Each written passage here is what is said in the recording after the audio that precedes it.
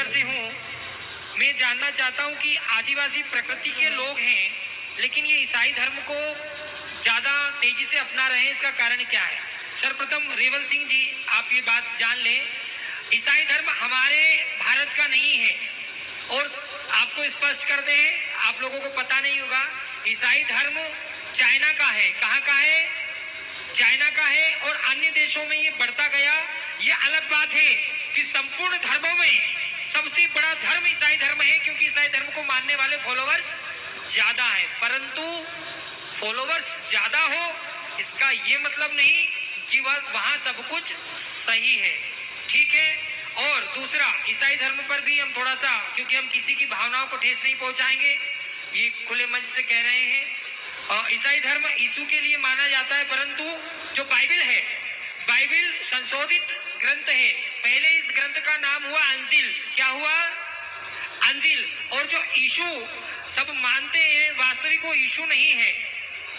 जब युद्ध का दौर आया और सेना बहुत ज्यादा थी राज्य में, तो यीशु ने ईश्वर से प्रार्थना करी। हम ये मानते हैं वह भी ईश्वर के एक संदेशक थे।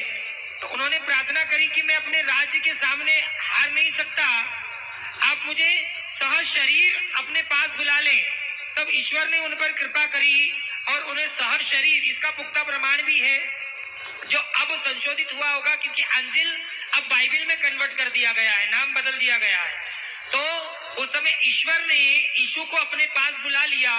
उसके बाद में उनकी जगह पर जो सेनापति, सेना नायक थे, उन्होंने देखा कि यीशु जो राजा हुआ करते थे पहले, वो यहाँ से चले गए हैं। अगर मैं राजा के वस्त्र धारण कर लूं और इस युद्ध को मैं जीत जाऊंगा तो इस राज्य का राजा मैं बनूंगा। लेकिन वो युद्ध को जीत नहीं पाया और विरोधी सेना ने उन्हें खंबे से ठोक दिया, कीले मारकर। क्या कर दिया? खंबे से ठोक दिया। तो वह यीशु है, पहली बात। और दूसरा, बाइबिल का पहला नाम अंजिल है। अच्छे संदेश उसमें लिखे गए हैं। लेकिन ये सोचिए कि अगर आपको ईसाई धर्म में ही जाना था या आपको ईसाई धर्म अपनाना था, तो ईश्वर आपको भारत में जन्म क्यों देता, यहाँ सनातन धर्म में जन्म क्यों देता? रही बात, दूसरा प्रश्न भी है जिनका नाम हम ले नहीं रहे, वो कह रहे हैं क्या गुरुजी आदिवासी समाज को कोई दर्जा मिलेगा या नहीं मिलेगा? देखिए भाई, हमारी आदिवासी समाज को किसी दर्जे की आवश्यकता नहीं है। एक बार जोर से जयकारा हो जाए। जय निमाड़, जय जोहार। ऊंचे पहाड़। आदिवासी स्वयं एक अपने आप में इस प्रकृति का महत्वपूर्ण अंग है, महत्वपूर्ण दर्जा है। और आप क्यों दर्जा मांग रहे हो? समय समय पर तो सरकार भी आपसे दर्जा मांगने आती है भाई। सरकारों को भी आपसे दर्जा मांगना पड़ता है। इसलिए आप सनातनी हो, आप स्वयं को सनातन ही मानो, क्योंकि सनातन यानी सबसे पुराना। माँ भगवती कह रही है देवी पुराण में, मैं स्वयं सनातन हूँ, मैं सबसे पुरानी हूँ। तो आदि माने सबसे पुराना, वासी माने रहने वाला।